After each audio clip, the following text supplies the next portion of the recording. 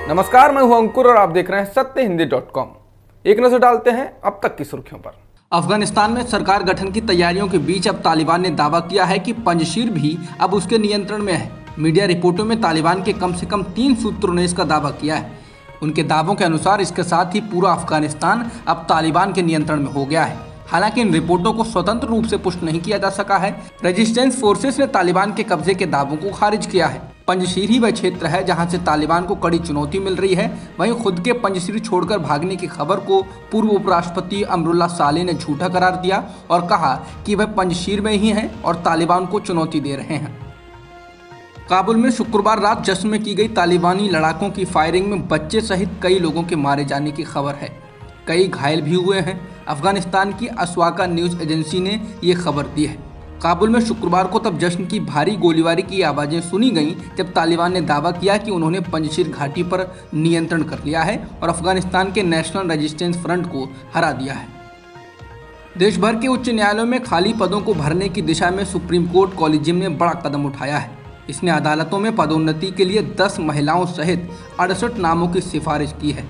ये पहला मौका है जब कॉलेजियम ने एक साथ इतने नामों को मंजूरी दी है। इसी कॉलेजियम ने सुप्रीम कोर्ट के लिए एक साथ 9 जजों की सिफारिश की थी, जिसे सरकार ने भी मंजूरी दी। पिछले महीने ही सुप्रीम कोर्ट ने देश भर के उच्च न्यायालयों में न्यायाधीशों के बढ़ते खाली पदों को भरने में केंद्र सरकार की ओर से हो रही देरी पर नाराजगी जताई थी।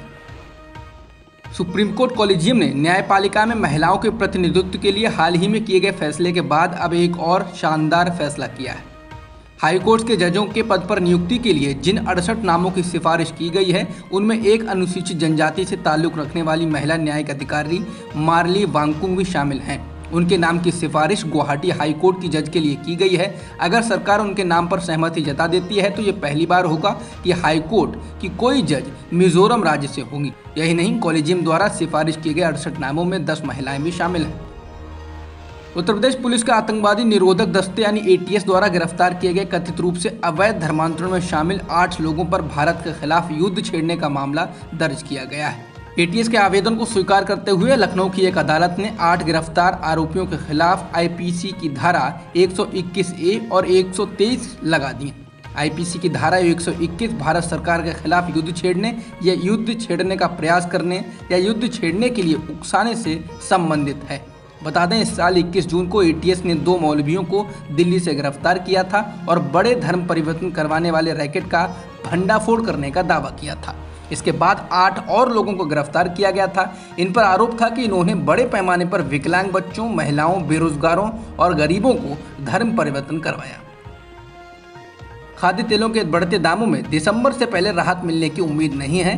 तब तक के लिए भारत सरकार ने इनकी कीमतों में किसी भी कमी के लिए हाथ खड़े कर दिए हैं। खाद्य सचिव सुधांशु पांडे ने कहा है कि नई तिलहन फसलों के आने और वैश्विक कीमतों में गिरावट के चलते उम्मीद है कि दिसंबर महीने तक खाद्य तेलों की कीमतें कम हो जाएंगी। इसके साथ ही उन्होंने ये भी कहा कि भारत सरकार आयात शुल्क में कटौती नहीं करने वाली है, क्योंकि कोरोना के कारण प्रभावित हुए संसाधनों को बल देने की आवश्यकता है।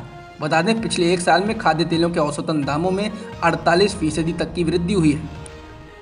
टोक्यो पैरालंपिक में भारत का शानदार प्रदर्शन जारी है। अब निशानेबाज मनीष नरवाल ने 50 मीटर मिक्स्ड पिस्टल में गोल्ड मेडल जीता है। इसके अलावा सिंगराज अधाना ने सिल्वर मेडल जीता है।